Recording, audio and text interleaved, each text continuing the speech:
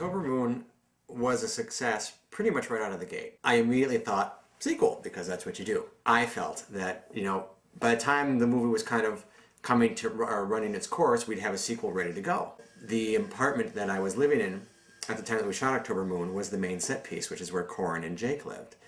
And I was moving out. I'd purchased a house with my partner, and we decided that,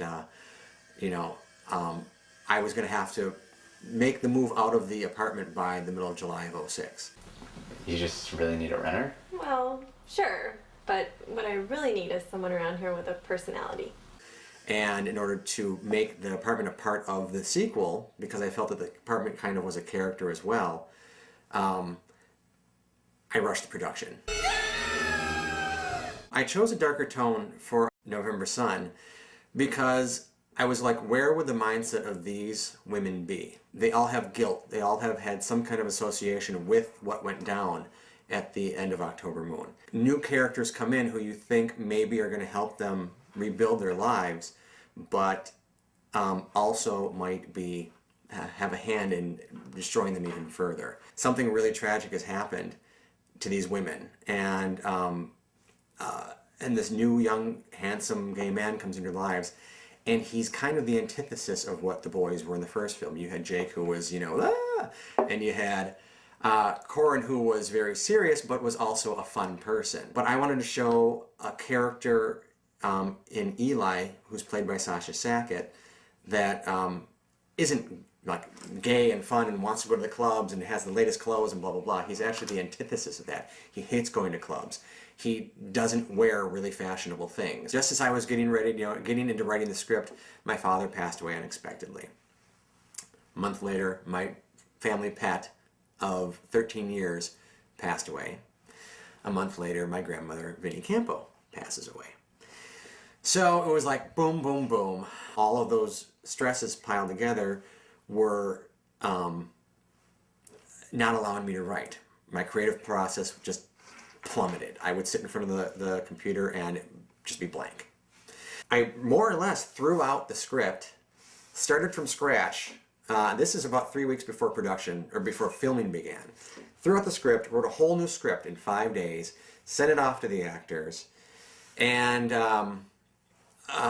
still really wasn't thrilled with it, but once we got onto set, pieces started falling into place. Actors were making suggestions, crew was making suggestions, so everybody was kind of working to really pull it together and tighten it up. I think that added to the darker tone of the movie too. You questioned earlier why it's such a darker tone. There was a lot of shit going on when I was trying to do this, and I guess my mind just wasn't in the right place, and in the initial cut of the movie, I think that showed. The movie was kind of all over the place. Happily now it's all tied together much better. It was great bringing everybody back. There was no hesitation. On really independent films where the budget's fairly low, you don't usually get a lot of people to come back because they've already experienced it once. Know that it can be a real bitch. So the fact that I got all of my original cast back was an amazing thing. To add into that, I wanted to bring in some new faces like Sasha Sackett, who I had seen in Scene magazine and an article right above mine, and I had always wanted to work with Debbie Rochon. I wanted to work with Robin Greggs, who was on One Life to Live.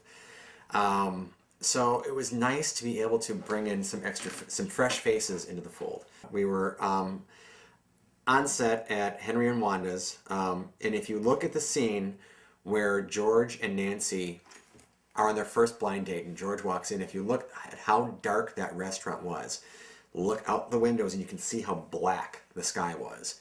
That's at 1 o'clock in the afternoon.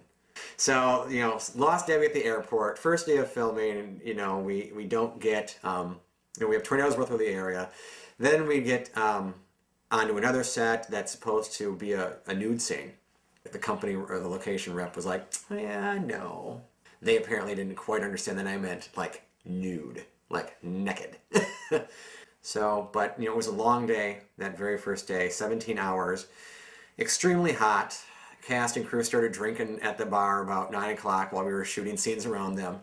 I think if you look at a couple of pictures that were taken that day, there's a picture of Judith kind of like in the chair, I think, and she has like an empty martini glass in front of her, and yeah. that's pretty much how the entire shoot was.